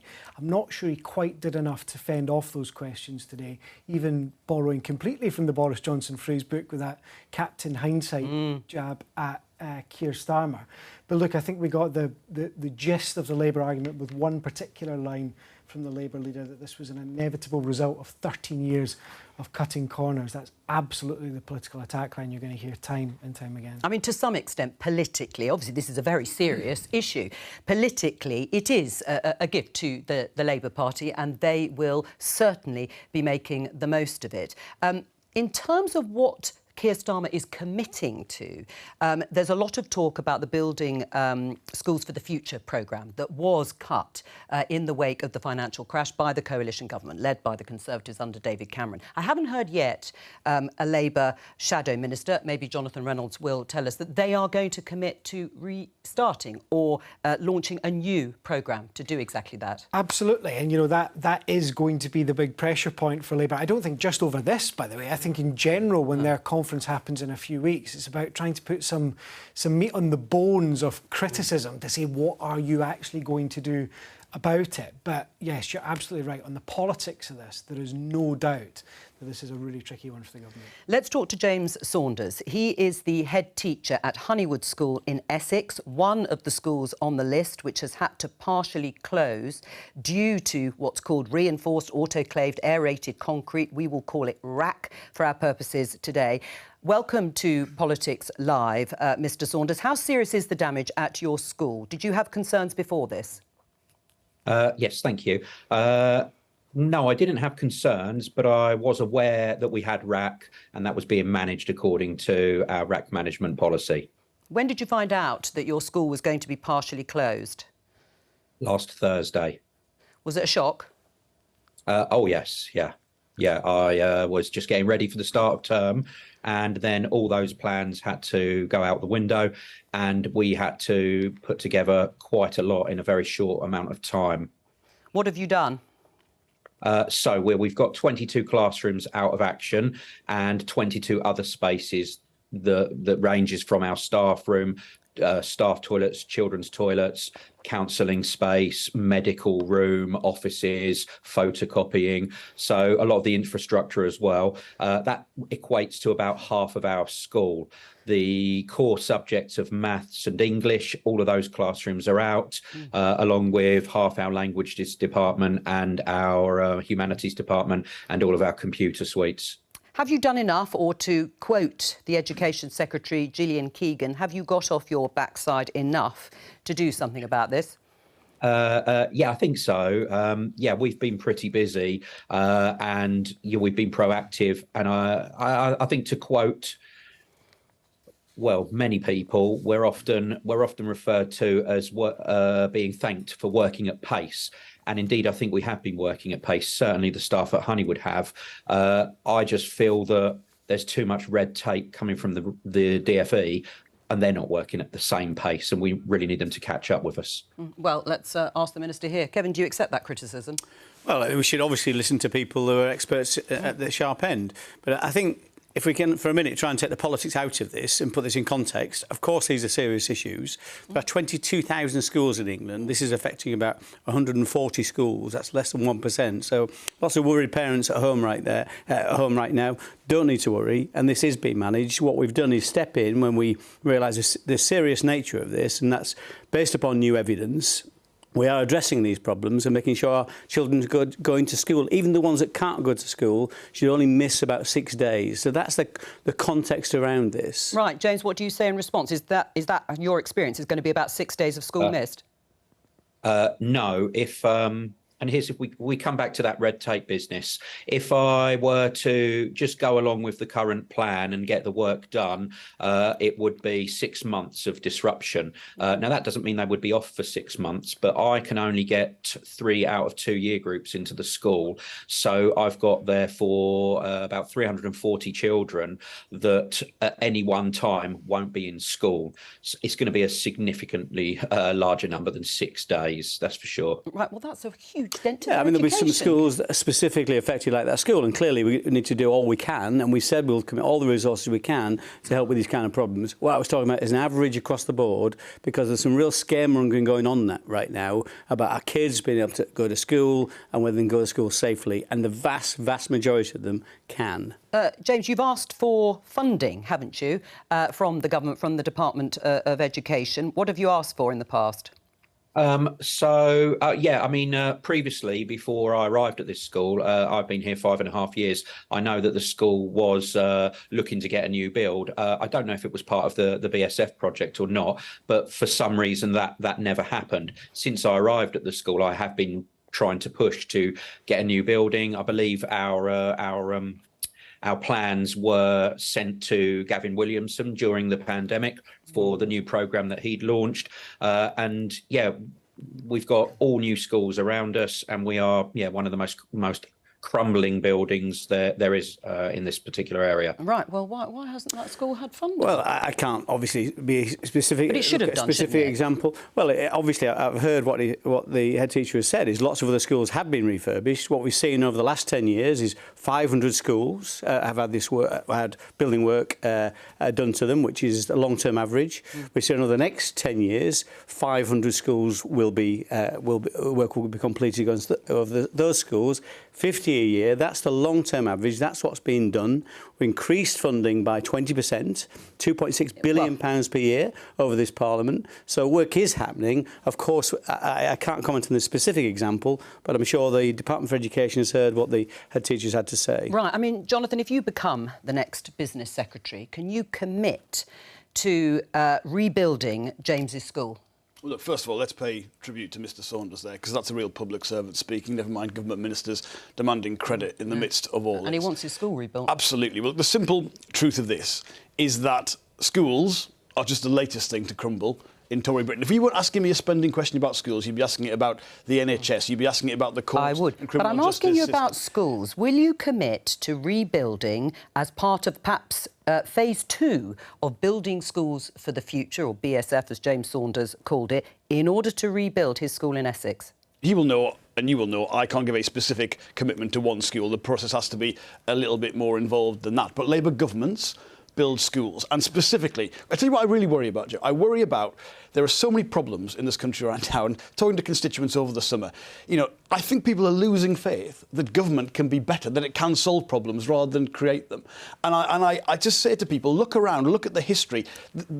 Politics is ultimately, you know, down to decisions, to priorities. And the situation we're talking about here today is down to specifically the decision to cancel building schools for the future in 2010, and more recently the decisions that Rishi Sunak made as Chancellor when he was given information that showed the scale of the challenge and what he had to do. And he didn't choose to do that. That's what the debate in Parliament is about today. But yes, I want to see schools rebuilt. And one thing the Prime Minister said in PMQs that really got to me, he said, Labour's Building Schools for the Future programme was down to ideology. Yeah. Yes, that ideology was a belief that people in state education and deserve the very best schools. Not just adequate buildings, of course they should be safe, but buildings that tell our young people, we value you, you are a priority, and you will get the very best facilities. That programme excluded 80% of all schools on an ideological That's what he meant today. Precisely. Secondary school programme. Precisely. What you weren't doing primary school. Should be arrested for also affect primary schools. By the way, it was a secondary school programme. It would have rebuilt every secondary school in this country by 2010. So will you start it again? We would like, of course, to see that as a priority. I'm not going to give specific. We've got two fiscal events before you know, the next election. So obviously the baseline is what the government will be. But Labour governments are committed to state education, and we've already said how more resources would go into the state system. James, what do you take from what you've heard from both politicians? Are you reassured? Well, not really, no. I think the best way to sum it up is that I'm no expert on politics, so you know I'm out of my depth talking about politics with you all. But I am a bit more of an expert on education, so hopefully you'll listen to me more on that side. The problem is that we've got lots of competing ideologies, and we even have that in the education sector.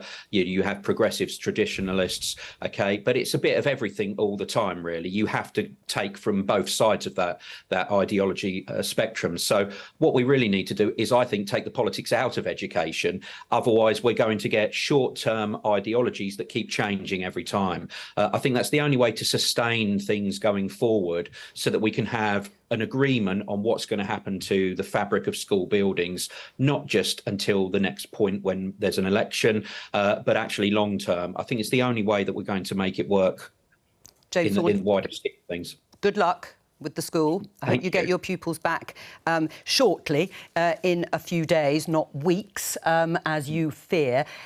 On the funding, Jeremy Hunt, the Chancellor, and reiterated by the Prime Minister today in the Chamber, that all the funding that is needed to get these schools, the 147 schools that have been thus far affected, will be provided.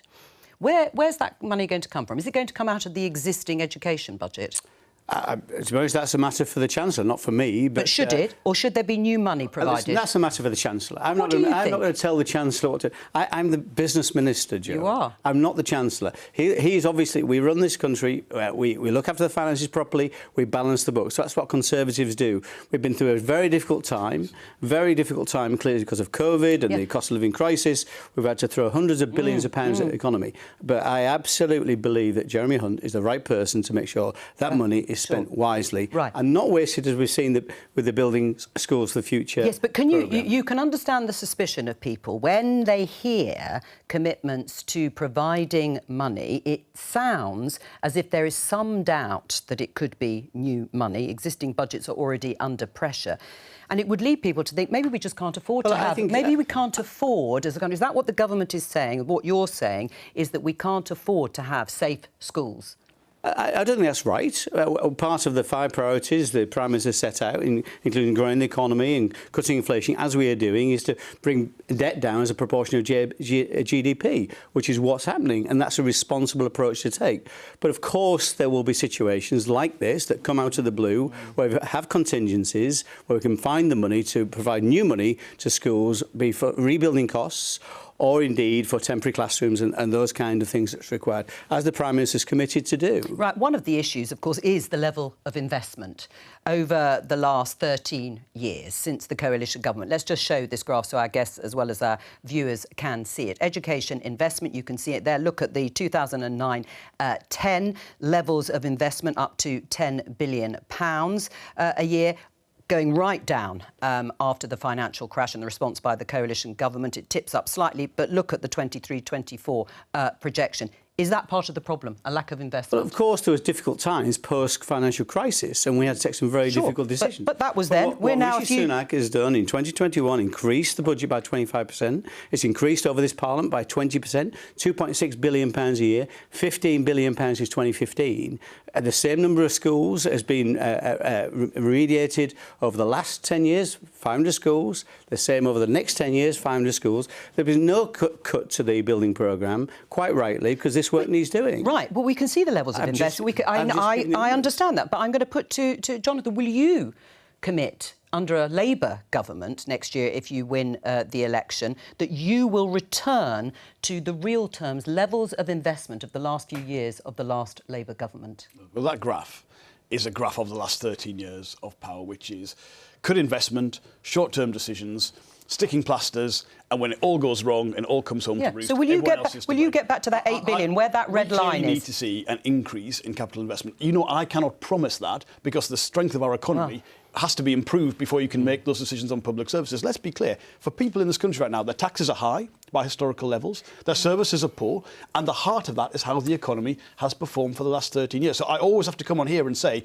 our plan is to make the economy grow faster, to give us the revenues. The reason Labour in office had higher levels of investment, the economy was doing better. Yeah, but that's the government plan. But that's the government plan. The economy was not doing better in 2007. We're sticking... I was in business at the time. The global financial crisis, we're not going back to that. No. Like, the fact is, the economy grew faster, wages were better, investment was better as a result of that. So that's why my agenda, my role as the Shadow Secretary of State for Business, encompasses the things that will make this economy grow faster, to deliver and get back to the good days we had under Labour and not have stories about the failing public realm and the consequences of that for everyone across the UK. I mean, it is about priorities. It's very laudable to want to grow the economy more quickly, but be realistic. Our economy is the third fastest growing economy since 2010 in the G7. Only the US and Canada have grown faster. You cannot simply have some magic wand where you grow the economy more quickly. We want to grow it more quickly too, but this has been an exceptionally challenging time, including COVID, including the cost of living crisis.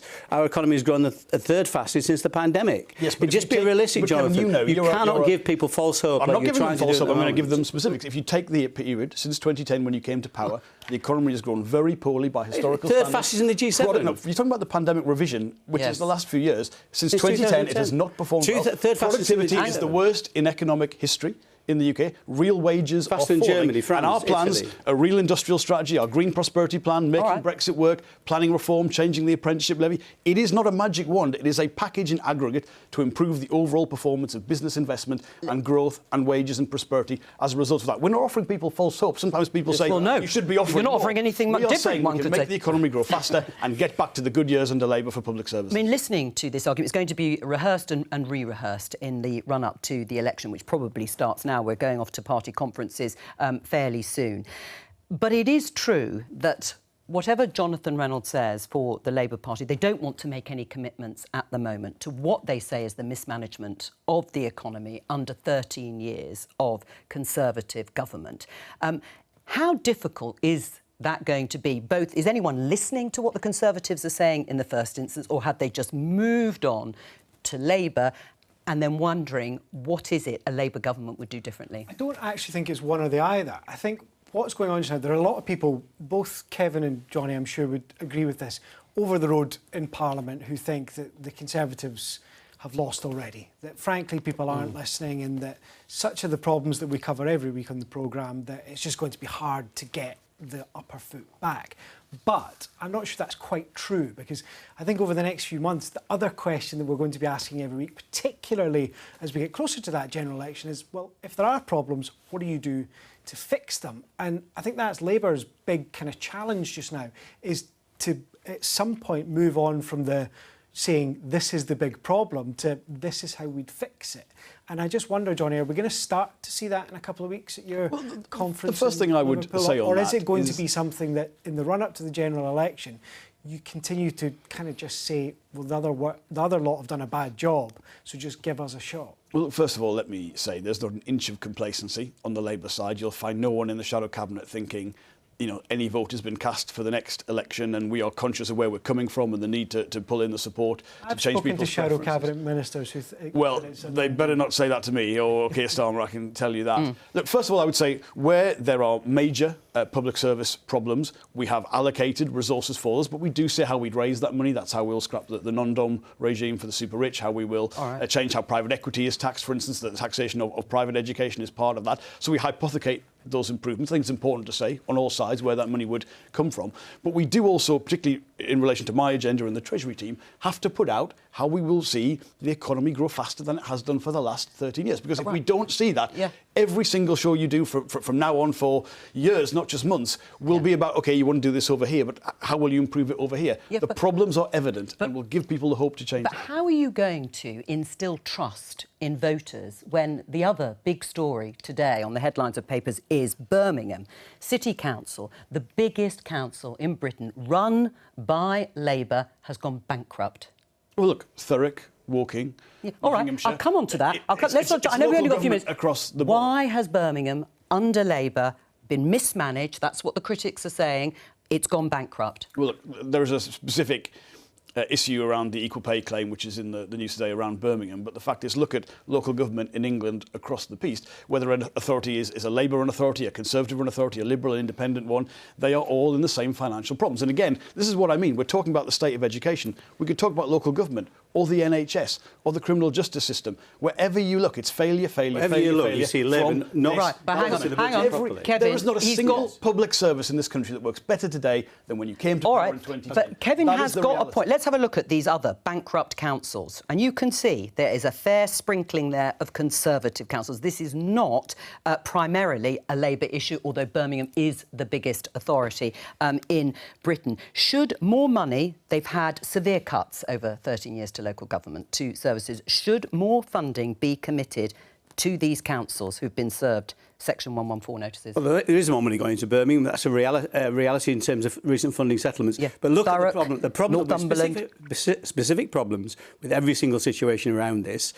Keir Starmer this morning blamed budget cuts in terms of Birmingham, but their own internal report, Labour, have called it dysfunctional, called it misogynistic. There are some real problems within that council. So what's happened in Thurrock that's gone bankrupt? And he knew, Keir Starmer knew about that. I'll ask them, but what's happened to Thurrock Council? Northumberland Northumberland There will be and specific Northamptonshire. situations with all those councils. I'm not acquainted with the specifics around those councils, but clearly most councils don't go bust. Most councils do manage to balance the books. These are challenging times. There's no doubt about it, particularly around social care, of course. But the reality is, Labour always talk a good game. Jonathan talked about stuff they're doing on non-doms and VAT on schools, taxing schools. There is a few £1 billion. Their commitment since Keir Starmer has been in power it amounts to around £100 billion of annual spending. Well, so you're not going to do all those things. You've given the country false hope. Will you blame the Labour Council there in Birmingham for mismanaging what's gone on? Look, the difference between Labour and the Conservatives is we do confront problems in our own party, and I've just come off the National Executive, my second stint on it. We are very tough in terms of demanding the right standard of representation where people have a Labour rosette on and are elected under and as Labour candidates. But you cannot look at that and seriously say anything other than there is a systematic problem in English local government that is based on the decisions, because people may be aware the council tax you pay is only a small bit of any local authority's budget. There are things that councils have to pay for, statutory services for vulnerable adults and young people that have to be paid, and the decisions you've made have directly led to that picture, and you cannot meet that spending on a local. And on that note, I'm going to thank all of my guests for joining me today on this first Prime Minister's Questions back of the new term. I'll be back tomorrow. Bye-bye.